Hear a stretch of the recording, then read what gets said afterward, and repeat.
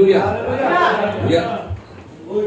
Saya diingatkan tahun yang lalu, nanti saya harus ucapkan juga selamat Hari Natal 2023 dan selamat tahun baru juga 2024. Saya juga diingatkan oleh Pak Gembala karena pas dikirim, oh ya, tahun lalu ya, pasti FB ya, FB.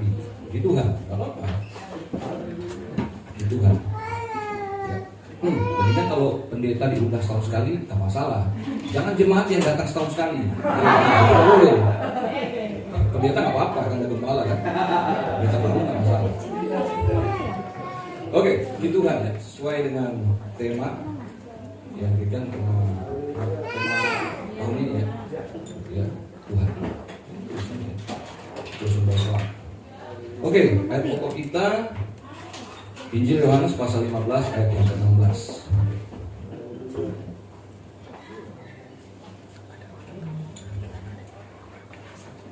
Yohanes 15 ayat 16.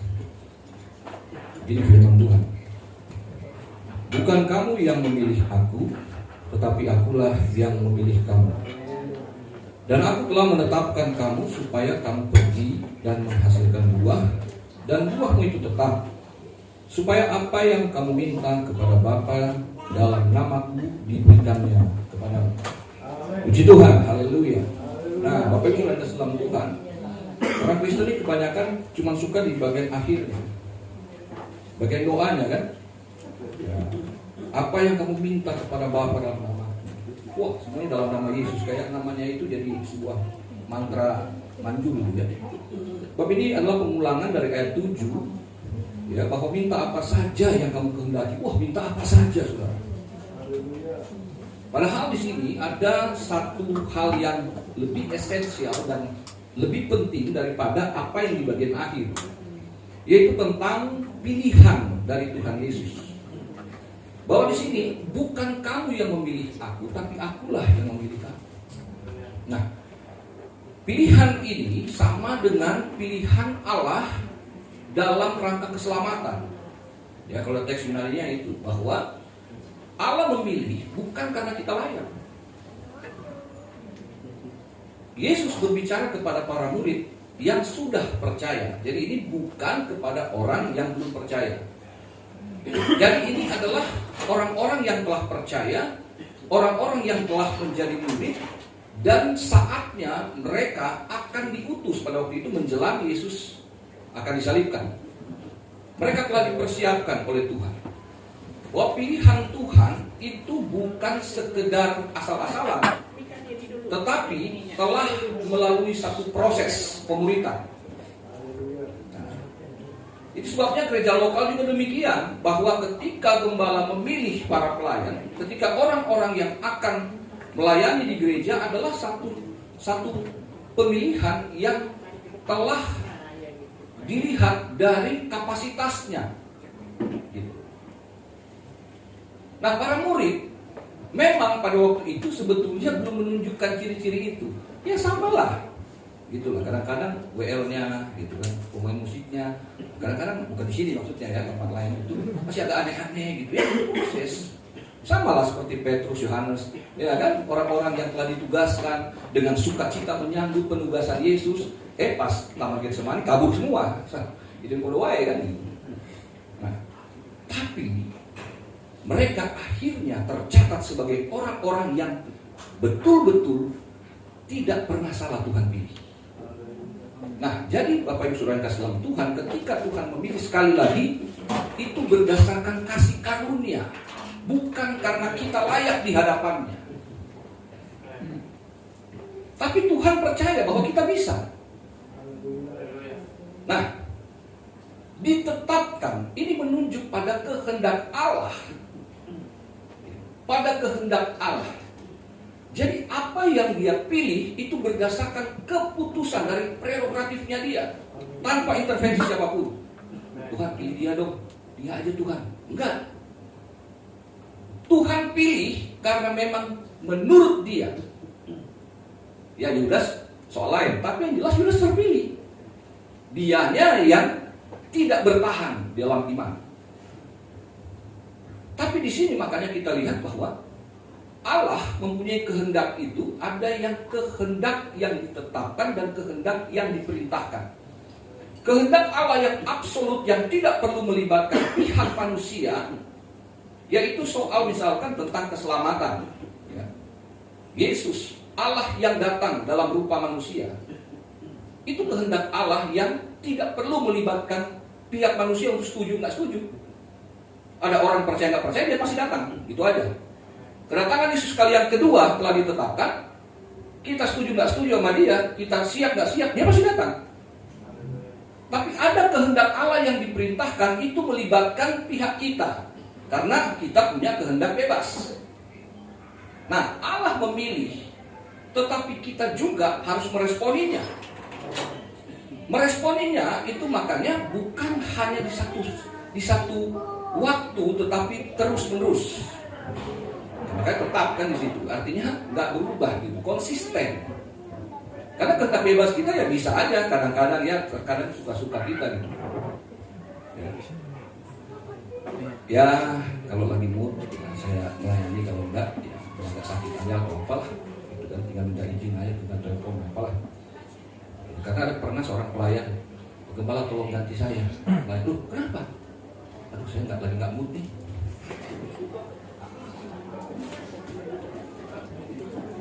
Lagi jengkel sama anaknya di rumah gitu. Waduh. Tapi itu fakta. Allah tidak pernah salah memilih. Tetapi kitalah yang harus meresponinya dan mempercayai dia. Jadi Allah percaya sama kita.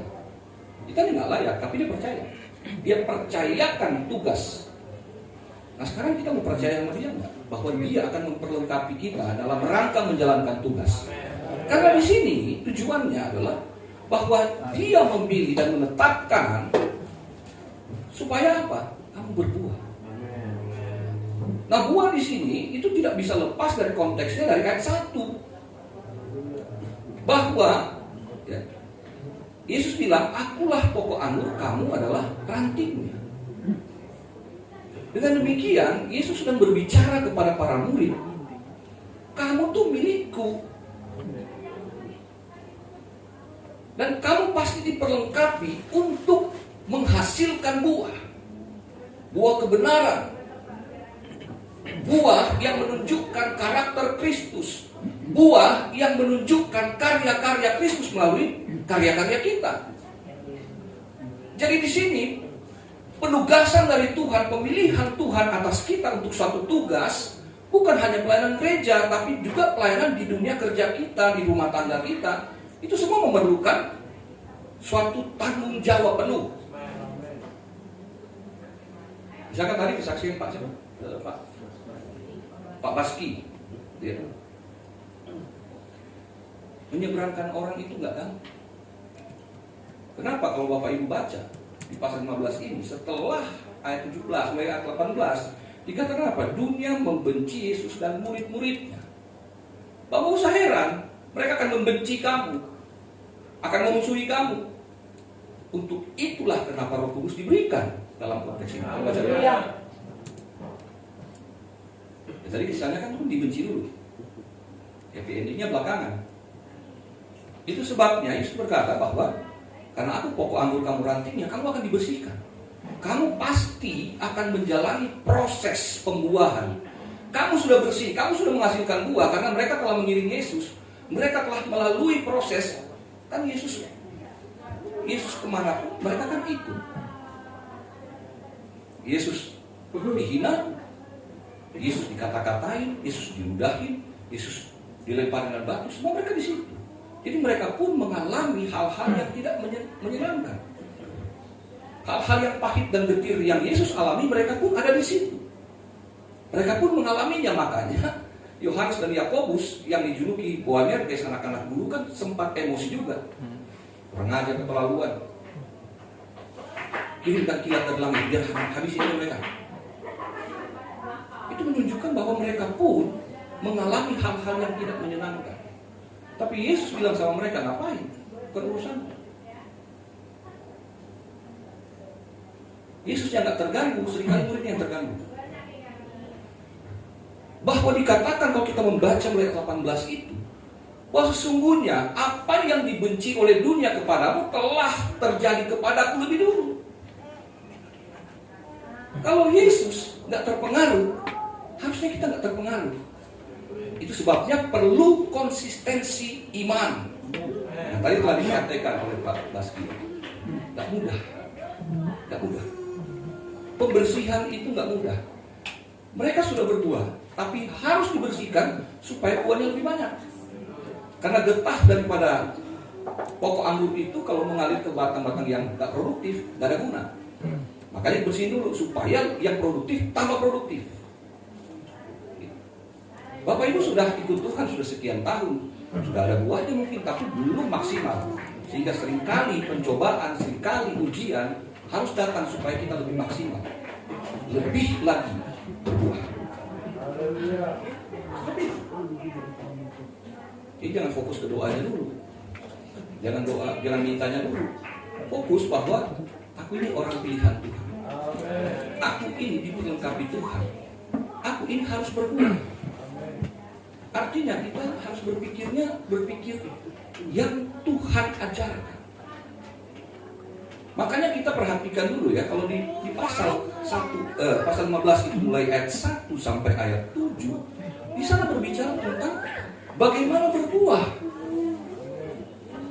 Berbuah itu jika kita melekat dan tidak pernah keluar daripada pokok anggur. Itu berbicara tentang hubungan yang intens, yang nggak Senin Kemis gitu. Ya makanya saya bilang tadi, kalau mood datang, kalau enggak ya enggak. Emangnya ibadah kayak haid, datang bulan gitu kan baru terasa gitu, nggak pakai perasaan. Ibadah itu kita melayani Tuhan nggak pakai perasaan, kita enak nggak enak.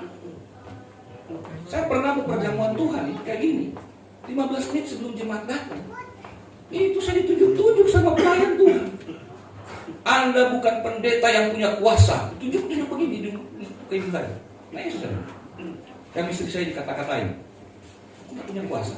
Buktinya sudah berdoa berapa tahun, nggak ada hasilnya. Emang saya Tuhan? Memang benar ada yang bilang pendeta itu nggak punya kuasa. Woi bos, lapor sama Tuhan, komplain sama dia, kenapa komplain sama saya? Saya kan cuma memohon, yang menjawab atau tidak dia. Jadi kalau dia nggak menjawab, komplain sama dia. Berani kan? Komplain aja sama Tuhan.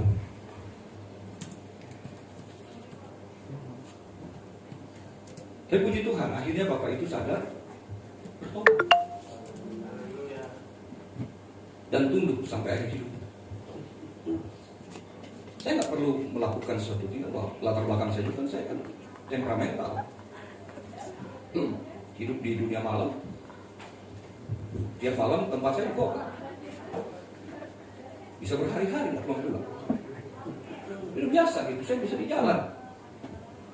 Di Blok M itu, geng Makassar, geng Arek Surabaya, geng Ambon sini. Itu teman saya semua, saya di sini. Tapi saya nggak boleh seperti Yohanes dan Yakobus lagi, seperti anak-anak guru yang pakai emosi. Bahwa sekarang saya adalah pelayan Tuhan yang harus menghasilkan buah. Dari buah di mana saya tidak melakukan perlawanan, meskipun itu sangat menyakitkan saya. Itu ini pakai hidung.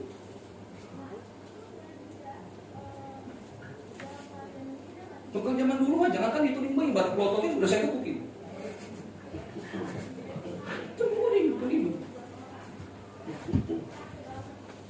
Tapi buah yang dihasilkan dari hidup saya itu berdampak padanya, dan akhirnya dia pun berbuah. Bertobat juga seperti saya bertobat, beliau pun bertobat.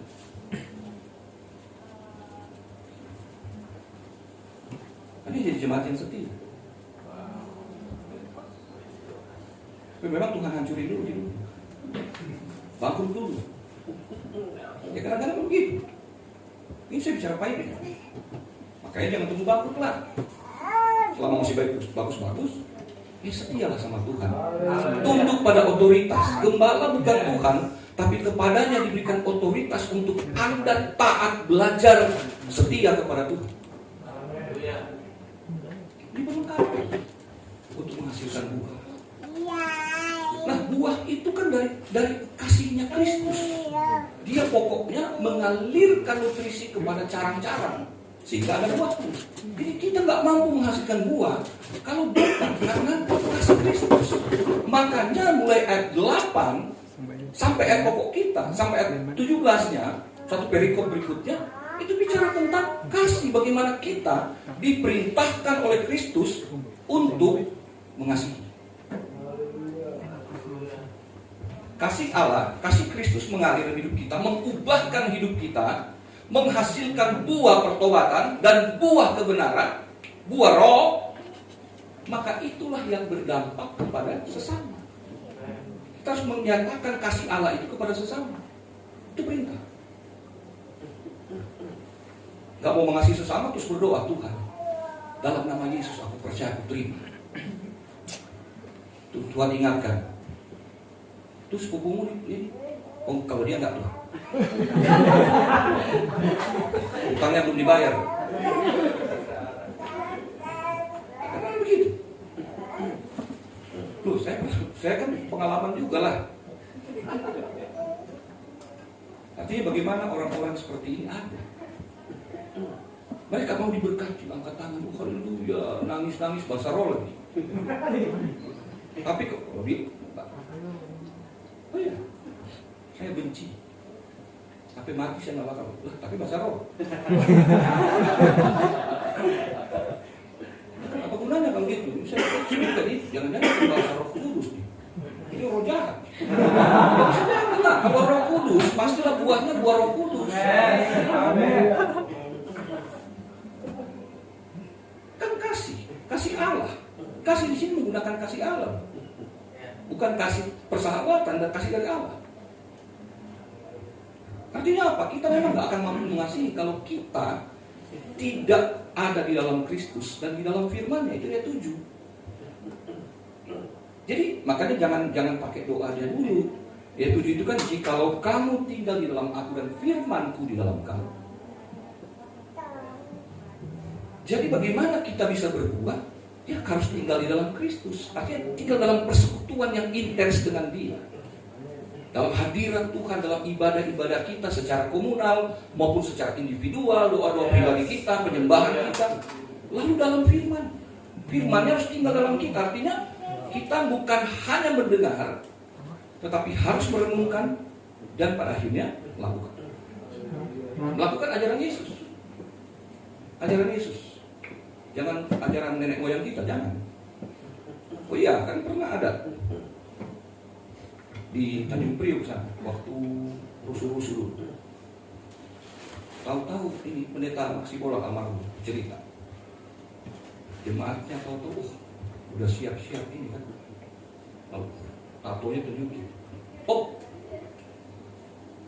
ini sudah nggak bisa begini, kita harus bergerak. Kenapa? Ini sesuai Alkitab. Apa itu? Tatonya ayat. Bukan kepala naga, enggak. Saya lupa imam kerabat tuh ya. Apa itu? Kata Om Maksibola. Apa itu? Mata ganti mata, gigi ganti gigi.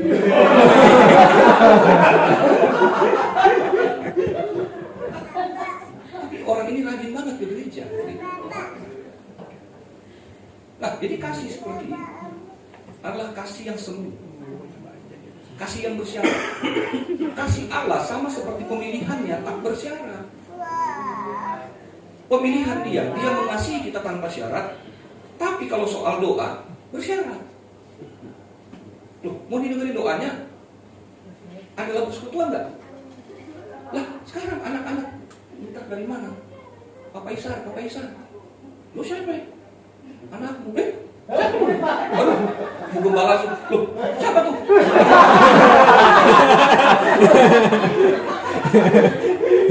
Gak ada hubungannya gitu. Gak ada hubungannya. Kan minta kepada Bapa dalam nama. Pak, Papa Isa. Apa? Mama Santi suruh. Loh, dalam nama, kata ibu itu pakai nama aku, minta sama aku. Siapa itu? Nggak kenal. Oh, saya nggak tahu.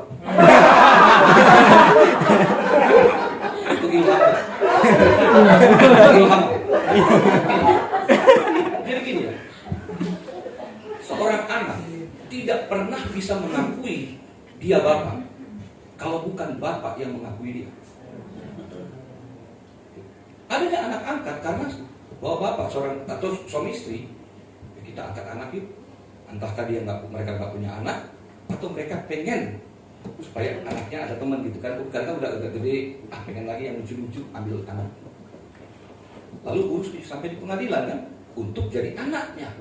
Jadi pengakuan hubungan ini dari pihak bapak, dari pihak orang tua, bukan anak yang ngaku-ngaku bapak. Bapak, siapa lu? Tapi kalau kita artinya bapak, yang ini berarti ada satu legalitas bahwa kita jadi anak-anak Bapa di sorga karena ada legalitas dari Yesus Kristus Tuhan kita, dari iman kita kepada Yesus. Itu legalitasnya. Maka kita bisa panggil dia Bapa, kita bisa minta apa saja. Tapi persoalannya ada di dalam dia, dan firman dalam dia. Nah, ini kan dalam rangka pelayanannya, dalam rangka penugasan, pengutusannya. Bahwa di sini kamu harus menghasilkan buah. Jadi kalau tadi kamu tinggal di dalam aku dan firmanku dalam kamu, sekarang kamu adalah orang-orang yang harus menghasilkan buah. Kebaktian kagak, boro-boro perpuluhan. Udah gitu, titip salam sama teman, tolong doain. Nggak bisa begitu. Satu hubungan dengan ini kan kamu di dalam aku, firmanku dalam tempat ini kan hubungan pribadi, nggak bisa titip-titipan. Tadi pagi saya ditelepon, saya lagi doa persiapan, ditelepon sama jemaat. Ini ada yang minta tolong warga di sini, meninggal. Nggak ada gereja yang mau ini karena dia nggak pernah ke gereja. Lah, waduh, saya nggak bisa nih, ada pelayanan. Gitu. Saya bilang, udah, saya kasih nomor, coba hubungi ini, minta tolong dia. Gitu. Nanti meninggal baru cari pendeta. Gitu. Waktu hidup nggak cari Tuhan. Nah, ini kan fakta bahwa Tuhan memilih kita itu untuk menghasilkan buah. Berarti ada satu karya yang kita harus. Ini bukan berarti karena kita berbuat, karena kita melayani lalu kita selamat. Bukan. Kita karena sudah selamat maka kita harus melayani. Karena kita sudah selamat maka kita harus berbuat. Tapi memang kadang ya prerogatif Tuhan ya, kadang-kadang ada juga yang Tuhan kasih kesempatan. Jadi panggil ke Cianjur. Wah, Cianjur. Orang tua dari dokter di PT Aqua datang, wah sakit.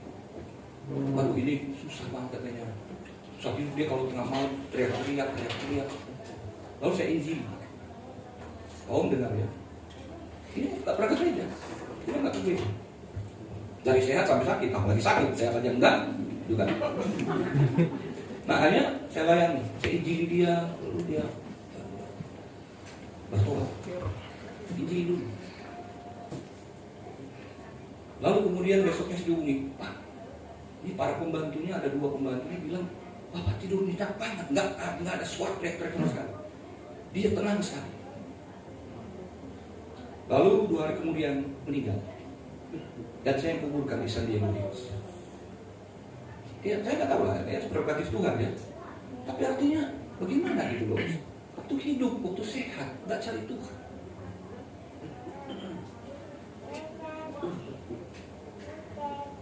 Dia di San Diego Hills, di rumah kuburan, ngapain? Mendingan saya dikontrakan.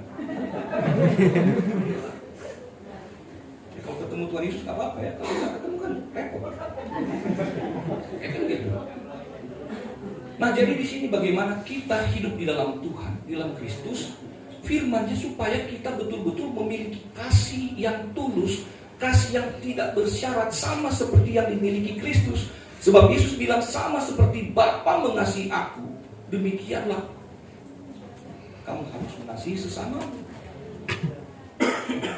Jadi kasih kita kepada sesama itu nggak bersyarat.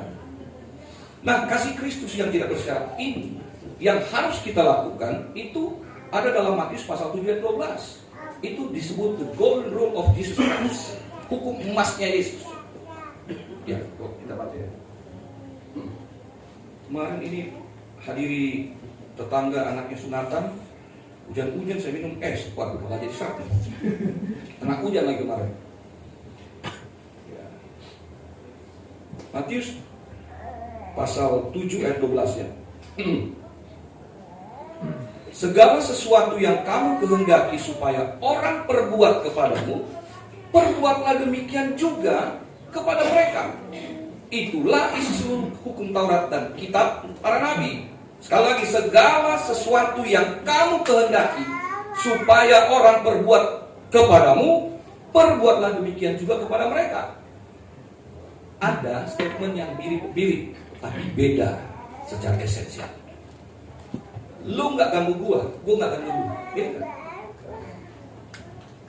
Lu baik sama gua baik sama lu. Tapi kalau lu jahat sama gua lebih jahat dari lu. Lu pernah nggak? Pernah dengar begitu? Jangan kita juga ngomong begitu kan? Saya juga pernah begitu. Itu bersyarat. Kebaikan kita kebaikan yang bersyarat. Kasih kita kepada sesama kasih yang bersyarat. Tapi kasih yang tidak bersyarat adalah kita melakukan lebih dulu. Meskipun orang itu belum tentu baik sama kita. Ini kan bentuknya yang positif dan aktif. Kalau lu gak baik sama gua, ya gua juga gak mau baik sama lu. Itu bentuknya negatif. Lu baik, gua baik. Itu bentuknya pasif. Nungguin orang baik dulu baru kita baik. Tapi hukum Yesus Kristus, hukum yang positif dan aktif. Saya berbuat baik, nggak perlu tunggu Anda berbuat baik dulu sama saya. Saya kan korban dulu baru kolektor kan? Belum kolektor tadi kan? Berarti kan saya korban dulu.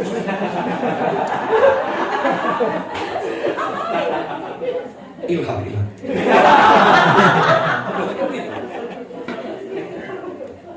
Ini kan berbuat baik dulu. Saya tolongin orang. Entahkah dia akan membalas atau tidak, aku akan berbuat baik. Aku akan mengasihi dia, meskipun dia tidak mengasihi saya. Itulah yang dipraktekkan Pak Baski tadi. Ditentang, akhirnya bisa penerimaan. Itu bukan satu perkara yang simple, tapi itu sesuatu yang diimani. Itu karya Tuhan, menjamah hati mereka. Saya sudah diwanti-wanti sama mama saya dulu. Kalau kamu sampai menyeberang,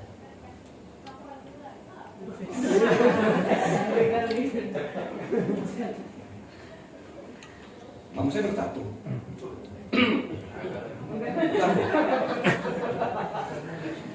Tapi nggak naga. Papa saya bertato. Oh tadi tulisan apa? Sini tulisan. Oh papa saya, it's all over. Entah apa maksudnya. Maksudnya ya mungkin ya semua udah selesai yang bandel-bandel kali ya. Karena dulu papa saya di Sartan dulu. Kalau orang Tanah Abang tahu lah Batu Sartan kan. Nah, iya bekas orang situ lah. Bekas ya biasalah orang sana. Nah, jadi apa yang diajarkan kepada kita untuk berbuah adalah bagaimana kita mempraktikkan kasih tanpa syarat. Saya tetap berbuat baik meskipun orang tidak baik, tapi hasilnya pasti ada. Dengan istri melayani awal-awal kami di Bintaro, wah ada seorang oma yang sensitif banget, baperan banget, lupa telepon ulang tahun, ngambek gak ke gereja. Wah, oma nggak ada. Pulang gereja kami sampai ke rumah. Pas nyampe, oma lagi di ruang tamu lagi nonton TV. Pas pintunya nggak dikunci, pagar sama pintu rumah. Shalom, oma. Saya udah mau tidur. Enggak, oma cuma sebentar mau ini. Selamat ulang tahun. Udah mau lewat harinya, udah malam. Maaf Oma, kami nggak lama kok. Cuma mau, siapa juga yang mau lama-lama? Oh, dia undang mandir. Oma, gak usah repot-repot. Enggak, saya nggak mau ngapa-ngapain.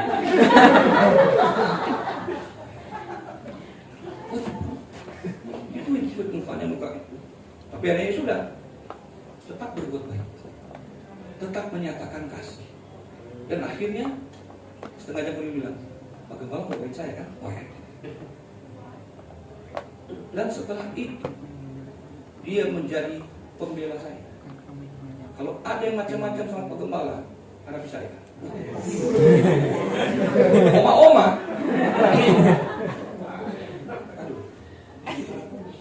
Mungkin oma itu punya pedang roh gitu. Nah, jadi dari sini makanya kita belajar bahwa menyatakan kasih yang terus-menerus, tanpa syarat, tanpa pamrih, pasti menghasilkan uang. Kami melayani jemaat 5 tahun hanya 2 orang. 2 orang, tidak ada perubahan. Jemaat bilang, Pak Gembala, nggak bosan layani kami? Kenapa Bapak Ibu bosan? Enggak, kami kasihan sama Pak Gembala. Nggak perlu kasihan. Teman-teman dari Tangerang sini bilang, lu masih betah di situ nggak? Cari tempat lain. Selama tiang awan tiang api tidak bergerak, kita di sini. Pak Gembala, kami sedih lihat Pak Gembala cuma kami berdua. Oh enggak, Bapak Ibu, Bapak Adam, ini Hawa. Iya, satu saat pasti janji Tuhan, kamu akan berbuah, kamu akan berlipat ganda. Ya puji Tuhan. Tempat kami nggak strategis, nggak ada angkot lewat di situ, nggak ada jauh. Tapi jemaat bertambah. Kenapa? Karena kami melayani, nggak pakai syarat. Sampai hari ini, secara finansial kami nggak hidup dari jemaat. Secara finansial, karena jemaat kami juga jemaat sederhana. Tapi Tuhan senantiasa mencukupkan. Mengapa? Karena itulah yang Yesus bilang. Kalau kita di dalam kasih, firman-Nya ada di dalam kita, dan kita berbuah, jangankan minta, tak minta jadi kasih. Tadi udah disaksikan sama pendeta Nathanael kan? Baru mikir, udah kasih. Kalau begitu diminta Pak. Enggak, bukan gitu ya. Jadi maksudnya gini. Saya waktu kecelakaan tahun 2015, motor rusak, lalu diperbaiki lagi. Udah bagus, jalan. Lalu ibu pendeta ICTN ya, almarhum, dia bilang, aduh, Mami kok itu orang tua kita panggil Mami. Mami kok ngeri banget ya, cepat nggak datang, kamu datang tuh pakai motor ini. Aduh, kebayang kamu di rumah sakit. Jadi, udahlah, yang pakai itu. Dibilang sama Sharon, anaknya, kasih dia motor. Loh, saya nggak minta. Beberapa bulan sebelumnya, saya sudah niat pengen ganti motor. Bukan untuk ini ya, enggak. Jadi motor satu itu saya kasih buat papa saya di motor itu, karena papa saya suka suka pergi-pergi pakai motor lebih cepat gitu kan. Jadi kasih papa aja. Nah tiap jalan itu kan ada flare Honda kan. Saya pengen Honda. Nah seperti Pak Nathanael tadi, pengen satu merek tertentu. Saya bilang pengen Honda. Tapi saya nggak menyicil. Tuhan. Saya pengen Honda. Dan waktu ibu pendeta isi bilang, kasih dia motor. Yang dikasih itu motor Honda. Yang saya pakai sampai hari itu. Jadi ini bukan sesuatu yang menurut kita, menurut kesenangan, menurut ego, menurut hawa nafsu, tapi dalam rangka kita menyatakan kasih, kita berbuah. Loh, Pak Nathanael kan pengen apa? Vaio, Sony ya? Iya. Sony Vaio kan bukan buat main game kan? Bukan untuk ini kan? Bukan untuk apa? Main apa? Online itu kan? Gambling online itu.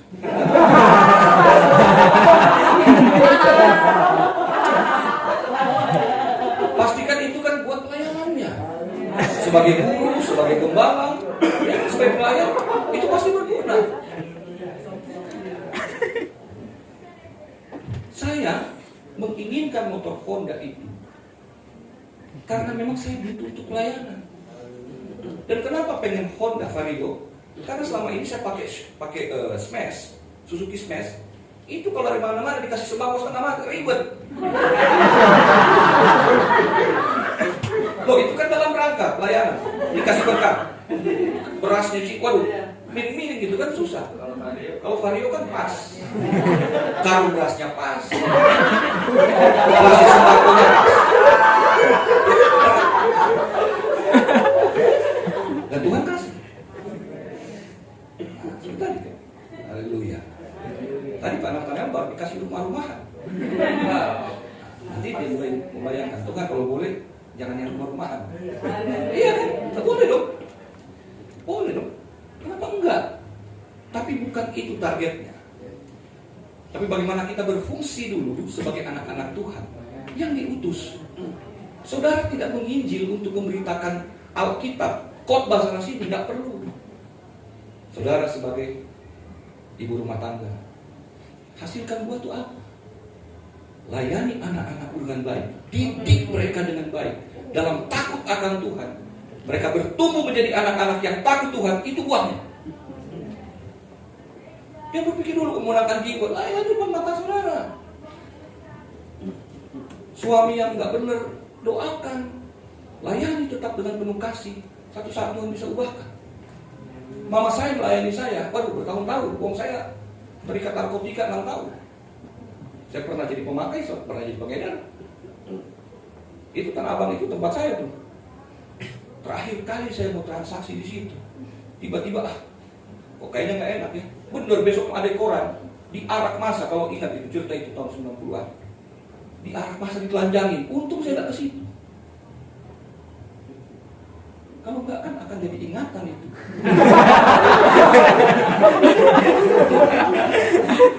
Tiba-tiba kan pas saya khotbah, itu bukan yang dulu pernah diarak masa. Itu diarak masa beneran di Tanah Abang situ. Ya, di kebun kacang lah. Iya kan, itu markas kan. Bayangin. Tapi bagaimana mama saya menangis di hadapan Tuhan. Saya pernah berdoa. Mama saya, Tuhan tolong anak saya, Tuhan jamah dia Tuhan. Bertahun-tahun. Mama saya mungkin tidak sukses secara karir, tapi anaknya bertobat dan jadi hamba Tuhan. Itulah buah. Amin. Saudara bekerja di mana saja berada, bekerja dengan baik, bekerja dengan kejujuran, dengan integritas, dengan kerja keras. Bahwa kalau yang lain malas-malasan, yang lain cuma cari muka, Anda jangan lakukan yang sama. Anda pun telah menghasilkan buah. Bahwa Anda berbeda dengan dunia ini, saudara lain. Kompromi-kompromi dikit lah, lu jangan terlalu lurus-lurus lah, enggak. Ini soal iman gue. Saudara telah menyatakan kasih, bahwa ketika saudara melayani orang-orang, saat di tempat kerja mereka langsung, jangan saudara lagi sama, gue juga lagi susah. Bro, gue lagi susah nih, sama gue lebih susah dari lu. Ya minimal kalau dia susahnya duit, ya gue gak bisa punya duit, tapi paling gak gitu, gue doain lu. Lu doain gue, iya, lu sendiri gak punya duit. Ya kan firman Tuhan bilang, kamu ingin diperbuat, perbuat dulu bagi orang lain. Terus saya lagi gak punya duit, didatangin orang. Minimal kan saya, ya udah kita hibur dia, kita kasih kekuatan. Oke lah kita nggak doain dia, masa khawatir buat Tuhan pasti tolong. Lu ditolong belum? Udah sama aja enggak beda. Gue yakin Tuhan pasti tolong. Lo itu beda loh, esensial. Anak saya mau bayar sekolah 500.000, satu-satunya uang dipegang istri saya. Teman datang hamba Tuhan, bro. Ini kontrakan ini kurang 500 nih. Udah 2 bulan nunggak. Kalau enggak katanya mau dikasih orang kamarnya. Kontrakan. Ada nggak bro? Nggak istri. Ada nggak selain yang itu? Nggak ada. Ya buka saja. ke sekolah. Tanggal berapa? Ya paling lama tanggal 20. Ini baru tanggal 5, masih ada 15 hari. Kasih. Lagi ya? Kasih. Puji Tuhan bro, terima kasih Tuhan berkati dengan happy, dengan ketawa-ketawa. Kita nyam Tuhan tolong.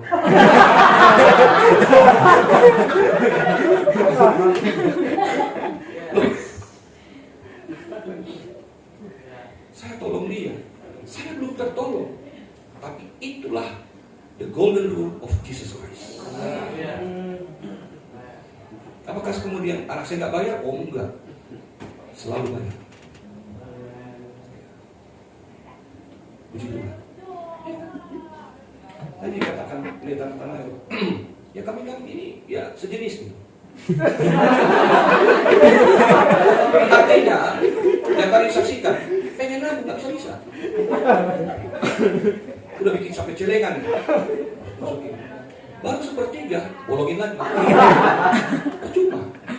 Jadi kita bilang kita nggak pengen kita nabung deh.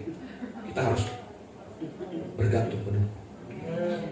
Motor yang saya dapatkan itu, wah, mengkilat bagus kan. Lalu kemudian anak kami harus masuk. Waktu itu mau masuk sekolah, yang satu mesti bayar uang apa? Uang tahunan atau apa? Itu ya. Saya kemudian secara manusia di depan sana, di depan jalan ada pegadaian. Gade aja dulu BPKB-nya.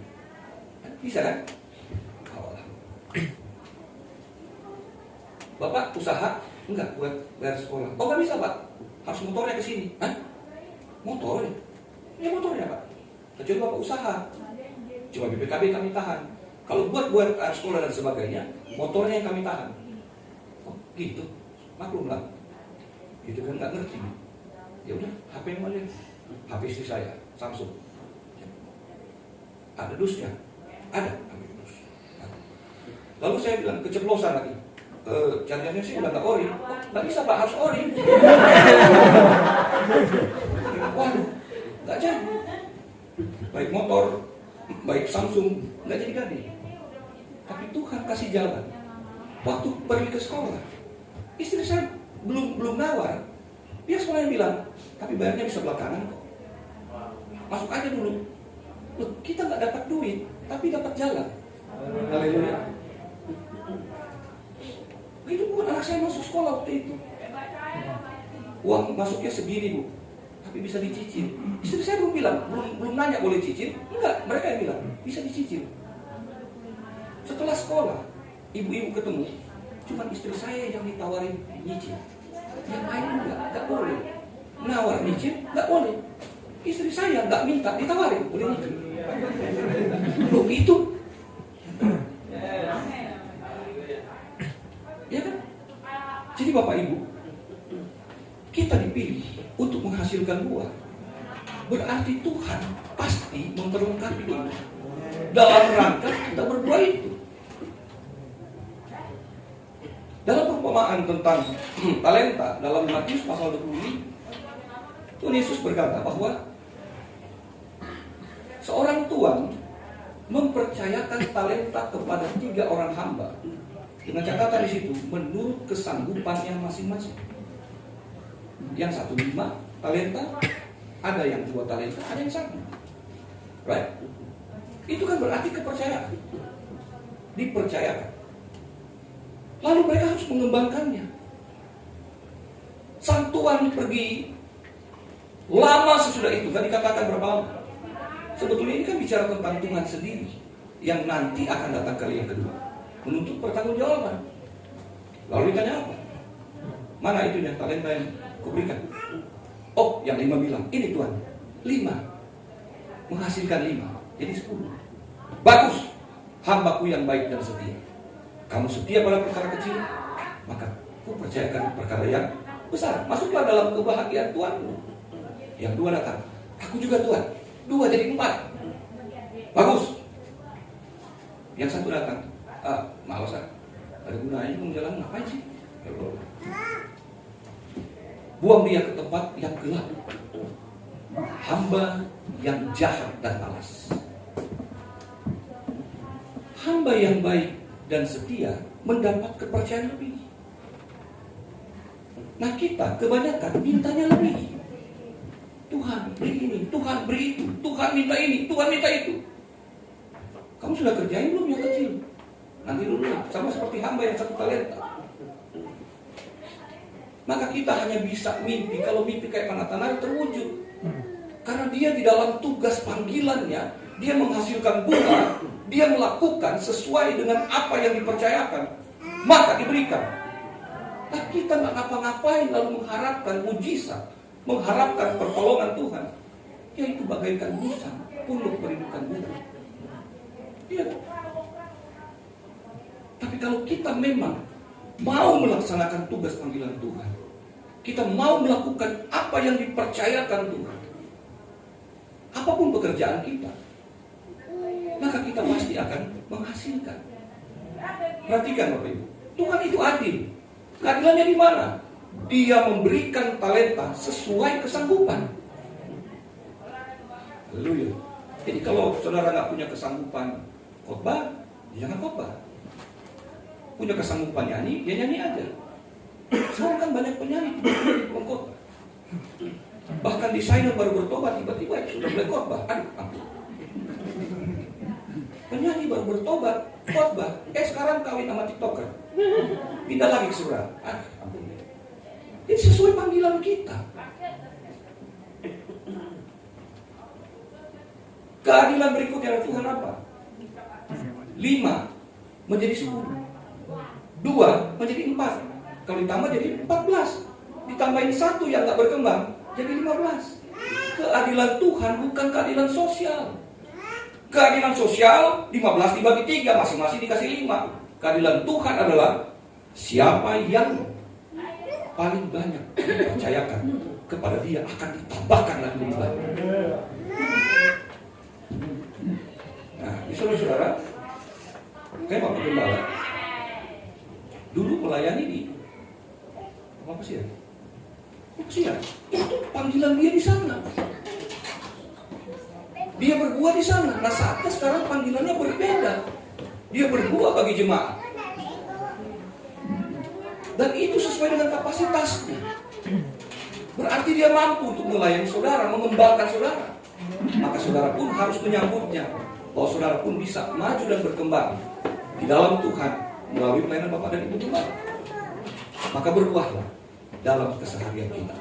Yang penting layani dengan tulus, dengan kasih, penuh tanggung jawab, baik di gereja, baik di rumah tanggamu, maupun di rumah masing-masing, di pekerjaan masing-masing. Maka apapun yang kau minta, Tuhan pasti kasih. Amin. Ya kan? Sudah lihat kesaksiannya kan. Pengen bawa mobil bukan buat hura-hura, tapi pengen cari duit. Tuhan kasih belum, meskipun milik, nggak apa-apa, hayalin lagi lah, siapa tahu Tuhan kasih kan jadi milik. Tapi jangan menginginkan punya orang lain, enggak. Pengen sendiri Tuhan, pengen punya sendiri. Gitu ya, itu Tuhan kasih. Nah, sebagai penutup juga, ini hal-hal sepele ya, hal-hal sepele. Tapi kita dalam pelayanan. Saya selesai melayani di Senayan City, pelayanan karyawan. Pas turun, lihat, sepatu coklat bagus. Saya belum punya sepatu coklat, tapi mahal. Mau Tuhan. Berapa hari kemudian dapat WA. Pak Teo, kaki nomor berapa? Kaki nomor berapa kan? Antara sepatu atau sendal? Nggak mungkin sarung tangan kan? Mau tanya nomor kaki? Ya udah tahu lah, pasti kok. Dikasih berkat. Lalu kemudian beberapa hari kemudian ketemu, dikasih dua sepatu, kan dua dus sepatu, nggak mungkin isi donat. Pulang nih, begitu buka sepatu yang pertama, wah itu atas habis, ya nggak terlalu mahal, 1,7 berapa? Ini saya pakai, puji Tuhan. Pas buka yang kedua, sepatu kulit warna coklat. Seperti Pak Natanael, belum minta, cuma lihat doang. Tuhan kasih. Haleluya. Ini yang remeh-temeh ya, ya. Saya bilang, saya belum pernah makan restoran Thailand. Ya kalau ada berkat nantilah kita makan.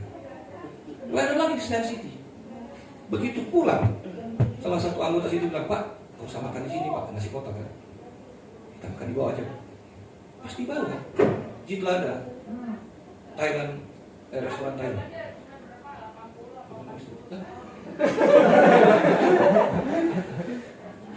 Gak didoain. Itu remeh-temeh. Lagi. Ya supaya ini kan semakin bersemangat kan jemaat untuk melakukan. Isi saya lagi.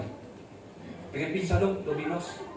Yang kecil-kecil aja, 2. Woi. Pencet. Kok kan bisa transaksi kan? Tapi saya ingat, duit saya tinggal 150.000, ini 100.000. Wah, gak imbang nih. Saya bilang, ya udah, gak usah deh. Udah, lupakan saja. Besoknya, jemaat datang, bawa Domino's pizza. Istri saya pengen 2, dikasih 5. Loh Tuhan kalau ngasih, lebih. Tapi kalau kita minta lebih, malah gak dikasih. Loh, kesaksian teman-teman saya, bukan jadi nama Tuhan, enggak. Udah membayangkan kalau khotbah di situ, wah BK-nya besar. Pas pulang, kecewa. BK-nya kecil. Saya bilang, karena hatimu di situ. Saya melayani, saya nggak pernah peduli di tempat mana, Pak. Mungkin yang gede, mau dia kecil, mau 2 orang saya layani. Kenapa? Karena saya ditetapkan Tuhan untuk menyatakan kasih Tuhan, untuk menyatakan buah-buah kehidupan dari Tuhan. Maka, meskipun saya tidak mendapat apa-apa dari jemaat situ, Tuhan memberkati saya. Bukan hanya cukup, bahkan berlimpah. Haleluya. Kiranya saudara semakin diberkati dalam firman Tuhan dan juga semakin diperkuat melalui kesaksian-kesaksian saudara. Oke, selamat menjalani tahun yang baru. Tuhan Yesus memberkati saudara. Haleluya, kita berdoa.